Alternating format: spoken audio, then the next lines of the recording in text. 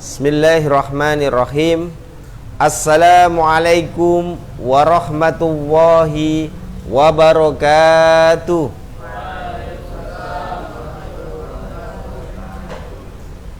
Alhamdulillah, alhamdulillahilladzi anzala sakinata fi qulubil mu'minin liyazdadu imanan ma'a imanihim.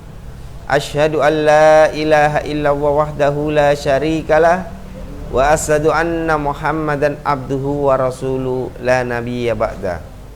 Raditu billahi rabba wa bil islami dina wa bi Muhammadin nabiyya wa rasula.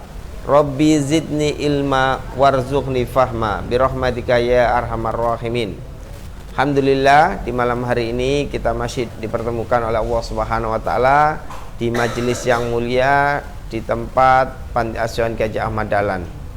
Kedua kalinya salawat serta salam semoga tetap tercurah kepada bimbingan kita Nabi Muhammad sallallahu alaihi wasallam sebagai suri tauladan kita yang telah menunjukkan kita dari jalan kegelapan menuju jalan yang terang benderang, yakni ad-dinul Islam. Santriwan Panti Asuhan Ki Haji Ahmad Dahlan, pada malam hari ini kita akan mempelajari 100 hadis populer untuk hafalan. Pada malam hari ini kita akan membahas hadis yang ke-70. Akan saya bacakan matan beserta penjelasannya, disimak kitabnya. Bismillahirrahmanirrahim. Ani bin Umar radhiyallahu an qala Rasulullah sallallahu alaihi wasallam ma zala Jibrilu yusini bil jari hatta donantu annahu sayuwarisuhu, muttafaqun alaihi. Ani bin Umar radhiyallahu an, dari Ibnu Umar semoga Allah meridhoinya, qala Rasulullah sallallahu alaihi wasallam, berkata dia Ibnu Umar, bersabda Rasulullah sallallahu alaihi wasallam,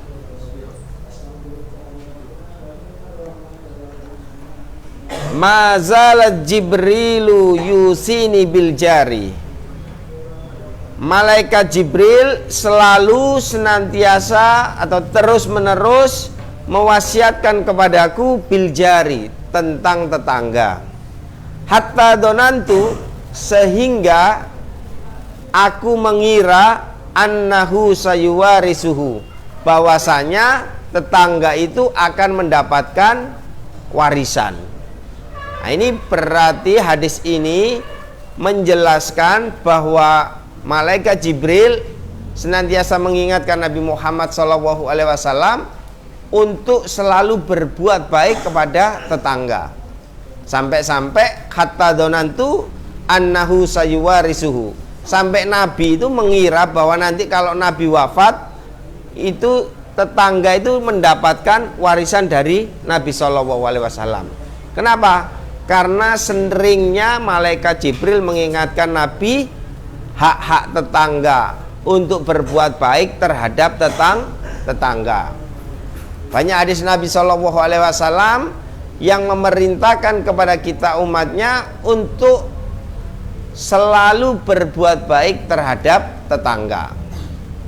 Sampai-sampai bukti keimanan itu diukur bagaimana kita berbuat baik kepada tetangga. Sebagaimana sabda Rasulullah SAW di dalam kitab Sahih Bukhari dan Muslim, Rasulullah SAW bersabda, "Man kana yu'minu billahi wal yaumil akhir falyukrim jarahu." Ya. Barang siapa yang beriman kepada Allah dan hari akhir, maka hendaklah dia memuliakan tetangganya. Jadi kita itu harus memuliakan tetangga, berbuat baik terhadap tetangga. Di hadis lain dikatakan,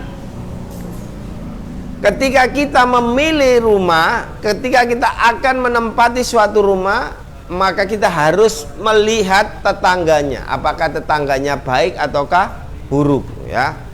Jangan sampai kemudian kita membeli rumah sedangkan tetangganya, komunitas yang ada di sekelilingnya, di sekitarnya ternyata orang-orang yang tidak baik. Nabi bersabda, Al-jar qoblad dar, ya. Tetangga didahulukan daripada rumah. Artinya kalau kita mau membeli, disurvei terlebih dahulu bagaimana lingkungannya, bagaimana tetangganya. Jangan sampai kemudian ketika kita membeli rumah, ternyata tetangga kita orang-orang yang tidak soleh, orang-orang yang sering bermaksiat. Nah, maka dari korina hadis-hadis yang ada dan dipertegas firman Allah Subhanahu wa taala di dalam Al-Qur'an, bisa dibuka ya. Ada yang bawa terjemah, dibuka terjemahnya itu. Tolong dibuka surah An-Nisa ayat 36. Ada Quran terjemah? Nah, itu. Ah, dibuka ya.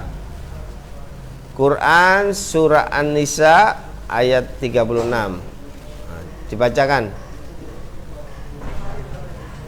Wa'budullaha wa la tusyriku bihi syai'an wa bil walidaini ihsana.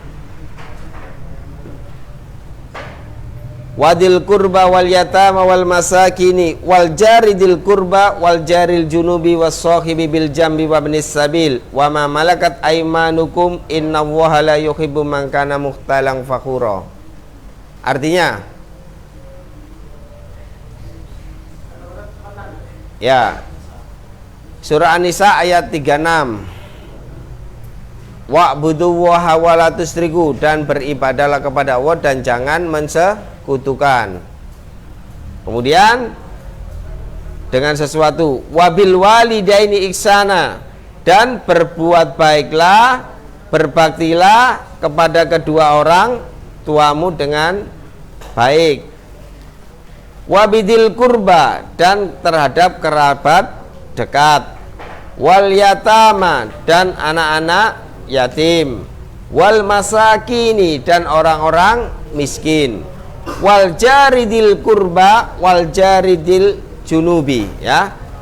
Dan terhadap tetangga dekat, wal jaridil junubi, dan tetangga jauh. Jadi tentang tetangga di dalam surah An-Nisa ayat 36 disebutkan 2 kali. Wal jaridil kurba wal jaril junubi, tetangga dekat dan tetangga jauh. Wasahibi bil jambi wa ibnis sabil wa ma malakat aymanakum innallaha la yuhibbu man kana mukhtalan fakhura. Nah, ini menunjukkan bahwa tetangga itu ada hak-hak yang harus kita perhatikan. Jangan sampai dengan keberadaan kita tetangga kita tidak menjadi nyaman. Dengan keadaan kita, dengan adanya kita, tetangga kita merasa terdolimi, ya, terganggu dengan kehadiran kita. Nah, maka bukti keimanan seorang mukmin terukur itu ketika dia berbuat baik terhadap tetangganya. Nah, maka kita sebagai sosok pengikut Nabi Muhammad SAW untuk bisa selalu berbuat baik terhadap tetangga kita. Nabi bersabda, "Idza tabakhta maraqatan fa'aksir ma'aha wa ta'ahad jironaka." Jika engkau memasak masakan, fa'aksir ma'aha, maka banyakin kuahnya, wa ta'ahad jironaka, dan bagikan kepada tetanggamu. Artinya kita itu suruh berbagi terhadap tetangga. Jangan sampai baunya sampai ke tetangga tapi masakannya tidak sampai. Itu menyakitkan, kata Nabi, ya.